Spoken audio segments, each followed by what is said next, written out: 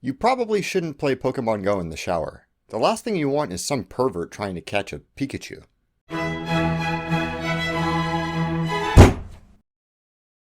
This is my HTC Vive. I pre-ordered it in the first hour that it was available, and I've been playing it off and on since I received it. It's not the holodeck, but until that's an option, it is a convincing first step. When I'm using it, there is a legitimate feeling of being in these virtual environments, of immersion and presence in artificial worlds. I put on the goggles, click go, and it feels like I'm somewhere else. One can think of virtual reality as being a unique and separate thing unto itself, but the criteria that we normally use to define it start to get a little bit fuzzy when you examine some of the border cases that supposedly separate VR from other sorts of Rs. For example, the Vive has a feature which allows you to view your immediate physical surroundings using the built-in camera on the headset. Is that still virtual reality? I mean, I'm not seeing the photons that are actually bouncing off of my living room, but I can still see the real couch and real television and slightly impatient real guests. What about things like the Microsoft HoloLens, which is being marketed as an augmented reality device, overlaying virtual objects atop the physical world and responding to changes in that environment? If I were to fill my entire field of vision with virtual objects so I couldn't see the physical world anymore, is it now a virtual reality device? How many pixels of that display have to be transparent before it becomes augmented reality again? One? Half? Because of this fuzziness, many researchers have discarded the idea that physical or augmented or virtual reality are things unto themselves, and have instead embraced a concept called mixed reality, a continuum of human experience which ranges from 100% physical to 100% virtual. On this end is the experience of the raw physical world without any virtual input. No cell phones, no internet, no video games, nothing. Most of us actually aren't all the way over there because there's some small part of our awareness that's reserved for a ringtone or a notification sound. We pass through things like actively using your cell phone or computer, say, to watch YouTube, through Google Glass, augmented reality devices like the Microsoft HoloLens, the Vive's MeetSpace camera, and over here, the Vive itself, where the majority of your experience is composed of virtual sensations of sight, sound, and a little tactile feedback. But you'll notice that it's still a ways from the end of the mixed reality spectrum. Even if I'm totally immersed in a really seamless Vive game, there are still components of my experience that aren't virtual. The image is a little bit distorted, the audio isn't perfectly binaural, and the only thing that I'm smelling is my living room and the sweat which results from me waving my arms around like a moron. All the way at the end of the spectrum, we have simulated reality. This is a virtual experience that is indistinguishable from our experience of the physical world in every measurable way, like The Matrix or Total Recall. It may just be science fiction right now, but it's probably a lot closer than you think.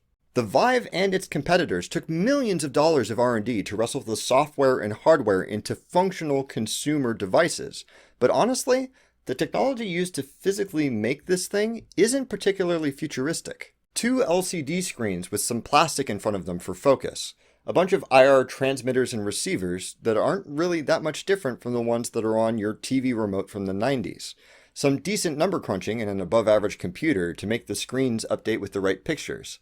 That's pretty much it. Consider for a moment that super secret augmented reality startup company Magic Leap is developing optics technology that has never been used in consumer devices before.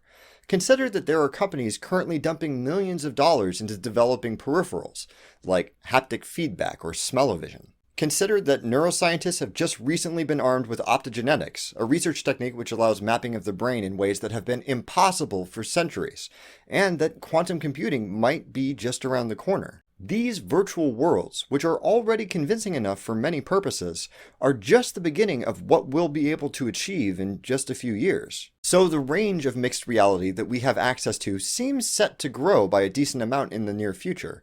It's also getting cheaper to access any given point on the spectrum.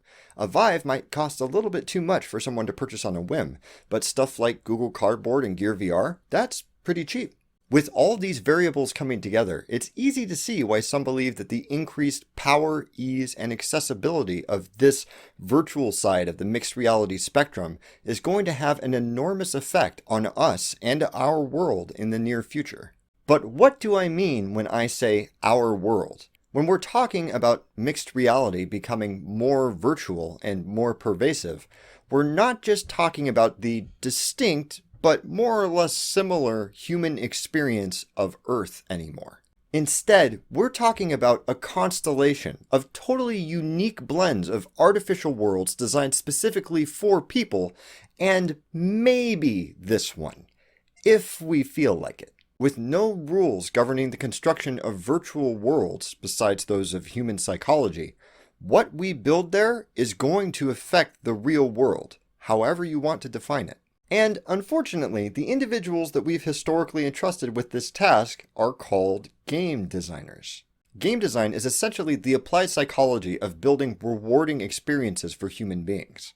Game designers look closely at the mechanisms which make us feel as though we had fun or experienced something worthwhile, and then construct systems which exploit those mechanisms. Exploit might sound a bit dramatic, but it's a good word for what's going on.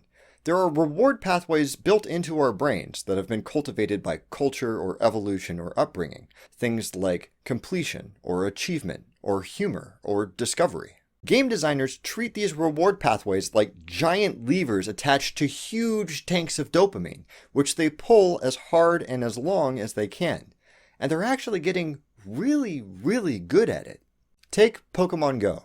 I don't think that anyone would argue that Pokemon Go is a particularly deep game. Wander around outside with your phone, play a little timing dexterity puzzle to catch cartoon animals, maybe click on something in a gym until it falls down. But it is just hanging on a couple of those levers and changing people's behavior in fascinating ways. B.F. Skinner might have gotten pigeons to push buttons, but Niantic has gotten video game geeks to be excited about going outside for a walk. The thing is, in our culture, we tend to view games and game design as revolving around idle entertainment. We look at Pokemon Go and we think, oh, it's just a cute little mobile game. I mean, yeah, it did become a cultural and social phenomenon overnight. And yeah, it did change the physical behavior of millions of people in significant ways. And yeah, it did add more value to a company's stock in the week following its release than the GDPs of every single country on Earth besides the US and China. But, you know, it's just a game. Speaking of China, the Chinese government is currently working with several large companies to develop and implement a credit score system that should be mandatory for Chinese citizens by 2020. One of these corporate giants, Tencent, owns majority shares in Riot and Epic Games, two very successful video game developers with some amazing game designers. In response to the government's challenge, Tencent developed a mobile app which gamifies your credit score, ranking you not just on your payments and purchases, but also on your social media content and the websites you visit and your friends' scores. Browsing non-government approved websites like Twitter, negative points. Blogging about how good this system is, positive points. Being friends with someone who has a low score, negative points. This is scary stuff. It seems to make the possibility of a government propaganda machine that's driven by human psychology, by the very people who it's conditioning, within reach. But it's also just a game. The development of cheaper and better mixed reality devices is going to allow us a degree of control over the worlds we inhabit that we've never had before.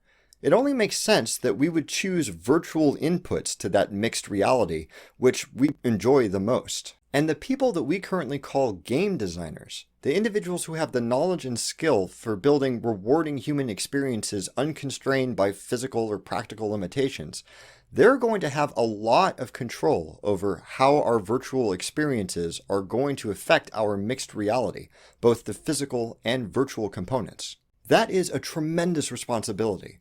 It probably behooves anybody who's involved with any sort of mixed reality to learn something of game design, to at least be aware of the psychological principles that game designers use to affect our behavior, so that we know when it's happening.